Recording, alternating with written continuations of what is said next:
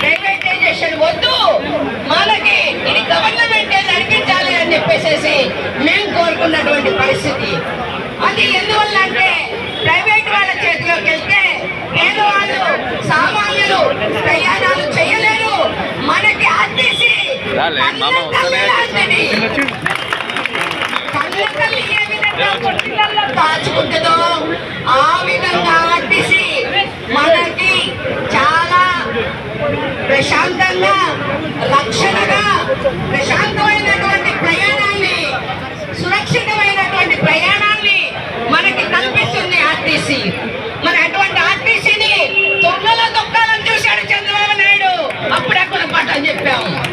అప్పుడు electricity station లో కూడా పెద్ద గుణపాఠం చెప్పాము. అప్పటి నుండి దాదాపు 25 సంవత్సరాలు ఎలక్ట్రిసిటీ బిల్స్ పెరగలేదు, ధరలు పెరగలేదు. ఆ తర్వాత కేసీఆర్ గారు వచ్చి మనకి ఇచ్చిన మాట ఏంటి,